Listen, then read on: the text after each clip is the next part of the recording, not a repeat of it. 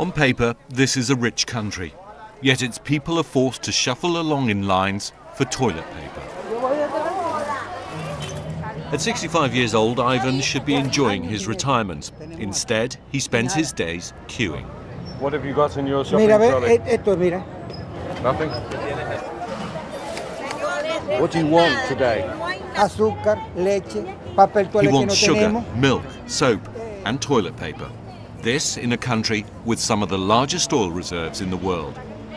But the price of oil slumped and the government's management of the economy has been disastrous. I'm very annoyed. Only God knows what we're going through. Because in truth, no one is helping us. We have a government that doesn't care at all. Desperation set in, which means not only has Ivan queued here for hours, he doesn't even know what for. You've been here 3 hours? 3 horas. Y mira. And do you know what you're going to get when you go into the shop? No sabemos. You don't know what you're waiting for? Estamos aquí sin saber qué es lo que hay. And it got worse. The front of the queue led to this. The loading bay of a supermarket, locked shut. There were no deliveries and no goods. So the line stops here and then what? It's a symbol of a system that's failing. Scenes like this are playing out across the country as people swap rumours about what goods are available where, spending hours every day standing in line. So people have become almost obsessed by the shortages.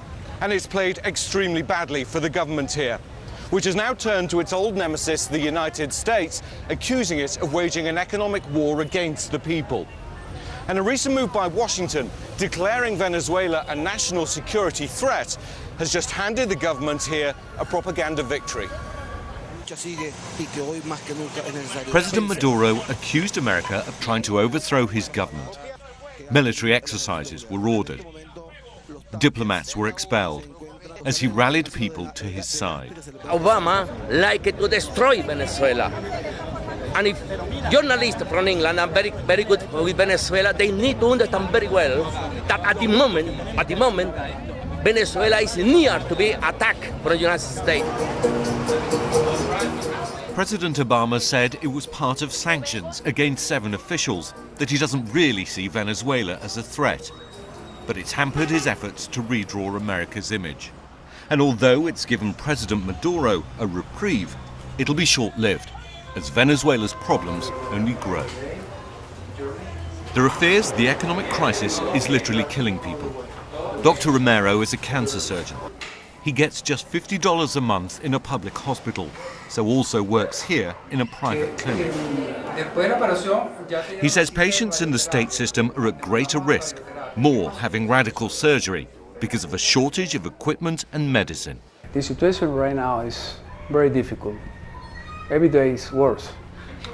And if the things going on like this, will be a humanitarian crisis. A humanitarian crisis? Yeah. You think it's that? I think there will be every day the rate mortality is growing up.